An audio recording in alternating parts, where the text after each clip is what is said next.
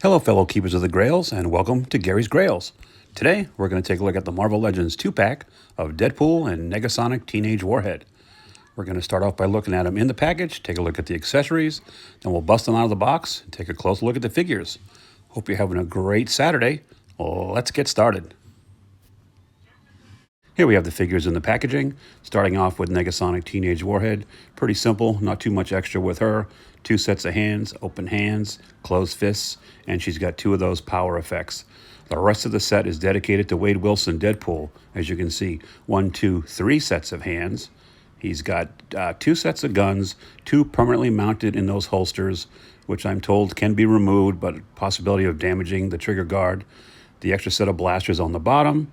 2 sets of katana, which port into the back, and also his little unicorn buddy there in the middle, who magically appears every time Wade Wilson takes a serious head wound, which he did in both Deadpool 1 and Deadpool 2.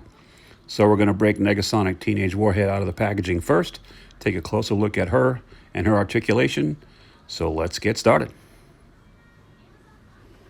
So here we have Negasonic Teenage Warhead on the turntable so we can get a good look at her.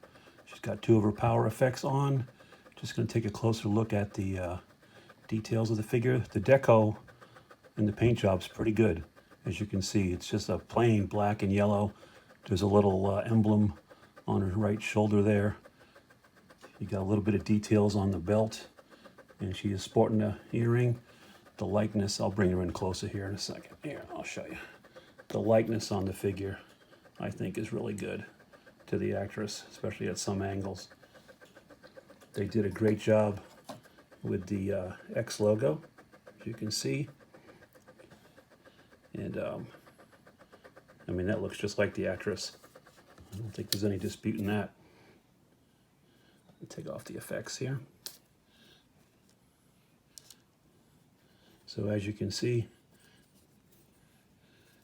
pretty basic as far as costuming goes.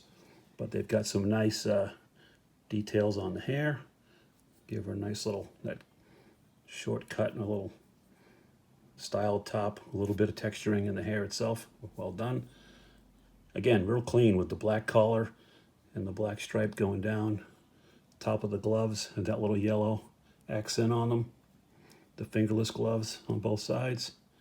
Very cool.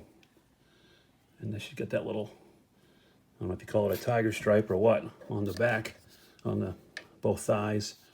Moved around to the back. Clean. Looks really good. Just plain black boots. Articulation for her. I mean, she can look up that far. Down about like that. She does have a, well, there is no ab, well, there's a little bit of an ab crunch, but not much that far. And she can go back quite a bit, so that's nice. Arms a little tight, but it can stick straight out, so that's good.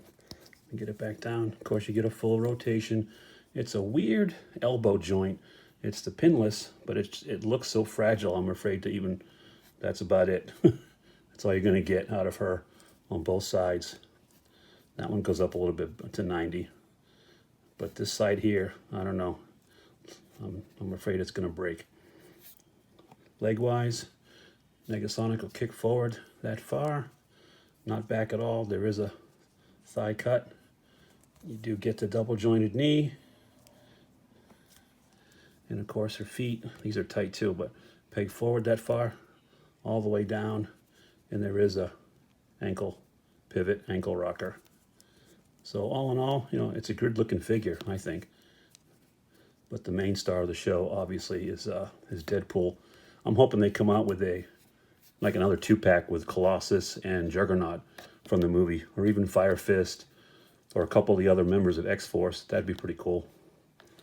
I could see them putting out a plain piece of plastic and just saying that Vanisher's in there, knowing the Deadpool people. So anyway, we'll hold this up for a minute. We'll bring out Deadpool, and we'll continue our evaluation. Be right back.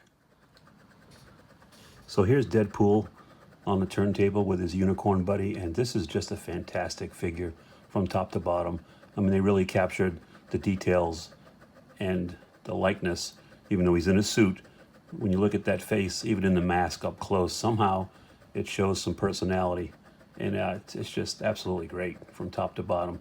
The only downside that I've heard, and for me, it doesn't bother me, but these two holsters, these two guns are glued into the holster. And some people have gone in with an X-Acto and kind of chipped away at the glue. And I guess the trigger guard is broken off for a few people because those look like more realistic guns rather than the little laser-looking ones that came as the accessories. Now, you can cut the ends off of those. I'll show you one of them. I didn't take them out of the package, but take a look. You could cut those ends off here and here, I think, and just paint that black, and it looks more like a regular 9mm weapon if you're so inclined. But I'm going to leave these in there if I ever decide to pose them. I keep them in the box anyway, so what he can hold and what he can't hold really doesn't come into play for me as far as display options. I'll pick him off the stand here, bring him in a little closer for you. So as you can see, and let me just get some more light on us here if I can. I mean, the mask has got, like, you can almost see Ryan Reynolds in there, you know, the likeness inside there. It's really something. But the suit itself, I mean, the strap with the details on it here, I took his katanas and put them inside the little sheath on his back. So there you have it. I mean, he's got the pouches all the way around. They put some nice little silver details on the front, here on the pouches, here on the buckle, here on the sides of his suit. They just kind of stopped when it came to the back. So there's no silver buttons on the pouches or anywhere else on it.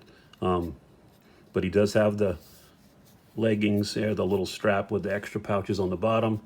I know Rob Liefeld was big on pouches on Deadpool and Cable when he first created these characters back in the 90s. But I'm just so happy with it. I mean, let's look at that. Look at that face.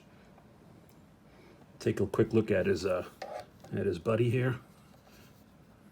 Wade, you gonna stand up for me while we look at the unicorn? Thanks. So there he is. No articulation, but, you know, little gold horn, blue eyes, solid white paint everywhere else. So that's what he sees. Like I said at the beginning, every time he gets something put through his brain, he hallucinates that darn unicorn.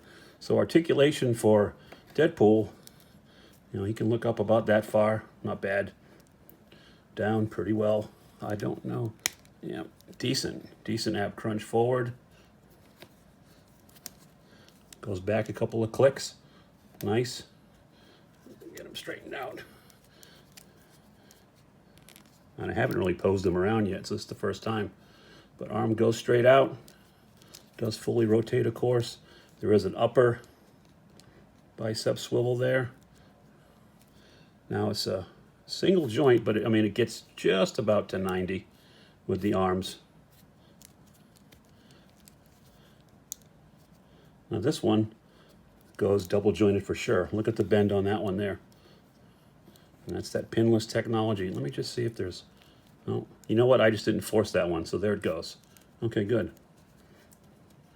I'm always hesitant to move these around too much. I actually like it when the joints are a little bit stiffer on the figures myself. I don't like all the loosey-goosey ones. So kicks forward about that far. Actually goes back quite a bit. Look at that. Who would have thunk it? There's that double jointed, well, it is double jointed knee, but he's not going to come close to kicking his own butt. But that's okay. There's a upper thigh cut, as you can see there. Boots rotate all the way down and all the way up. You can't argue with that. And of course there is ankle pivot, ankle rocker, ankle swivel, whatever. The ankles move.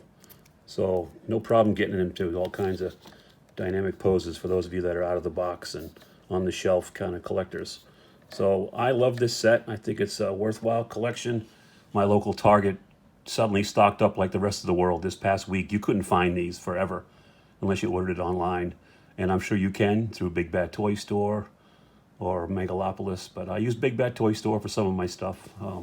They seem to be pretty good with shipping, and I haven't had any issues with them. So anyway, that's my overall look at the Marvel Legends Deadpool 2-pack with Deadpool and Negasonic Teenage Warhead.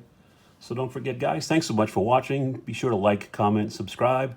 Hopefully you guys have found these in the wild if you're looking for them. And if you have found them and you've hunted for them and they're finally yours, doesn't matter how much it costs. $9.95 Funko Pop, $800 statue, or $50 Marvel Legends set. If you love it, that's all that matters. It can be a grail to you. Guys, thanks so much for watching. We've got the Old Man Logan and Hawkeye review coming up soon. I'll probably shoot that one tomorrow.